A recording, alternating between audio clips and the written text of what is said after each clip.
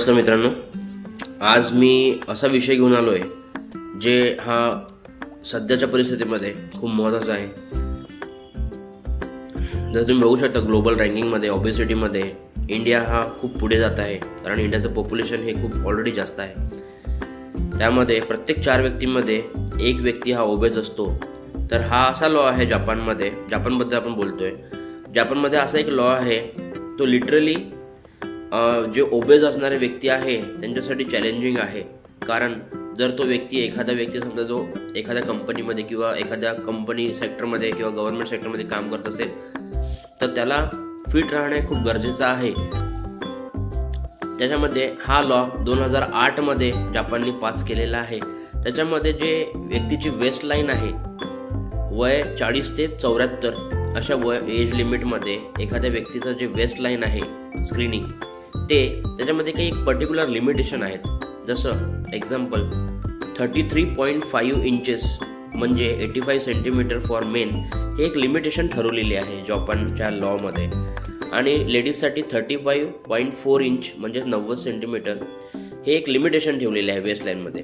जर याच्यापेक्षा जास्त जात असेल तर तुम्हाला काही गोष्टीसाठी तुम्हाला स्क्रीनिंगसाठी जाणं गरजेचं आहे. त्याच्यामध्ये त्यांनी दिलेल्या नियमामध्ये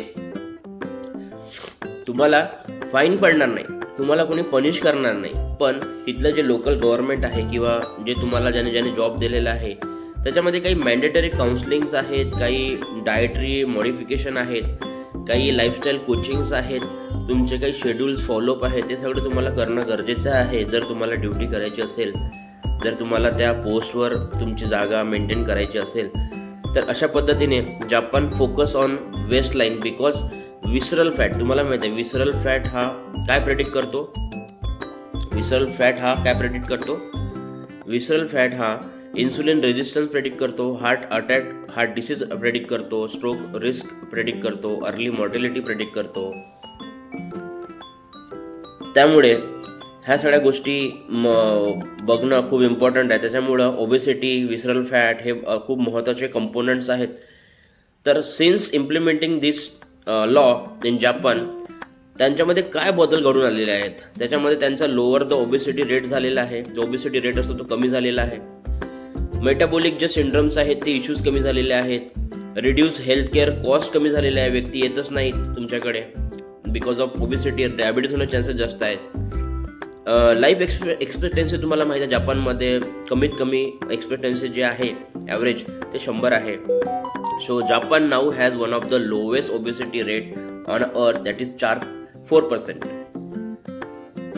आणि अपोनंट्स आर्ग्यूमध्ये waistline shouldn't be regulate, it causes the shame around the body size, it reinforces the unrealistic standard. So they claim the health shouldn't be controlled at the government level, but Japan sees it very differently. Japan invests in a prevention instead of treatment.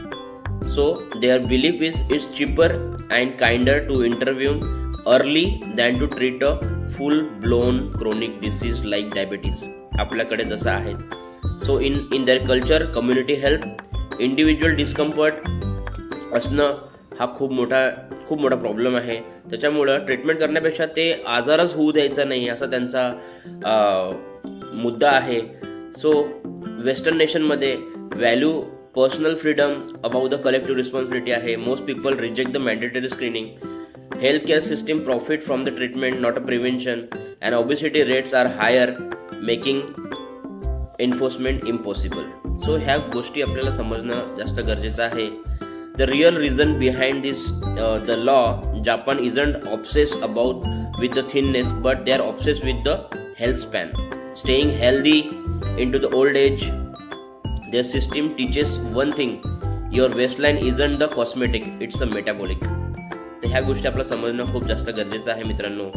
Even without the law, you can apply their philosophy like monitor your waist, not your weight. Focus on visceral fat reduction. Prioritize daily movement, practice the portion awareness, intervene the early before problem escalate. So छोट्या गोष्टी आपण करू शकतो, जसं जेवल्यानंतर लगेच चालायला जाणे, बसून न राहणे, अशा खूप छोट्या गोष्टी आहेत ज्याच्यामुळे आपलं वजन कंट्रोल होऊ शकतो. आपण ओबेस होणार नाही, आपलं वेस्टलाईन कमी राहणार. सो आजच्यासाठी एवढंच मित्रांनो, धन्यवाद. असे मोर इंटरेस्टिंग टॉपिक्स मी घेऊन येणार पुढे. तुम्ही बघत राहा. Follow for more. थँक्यू.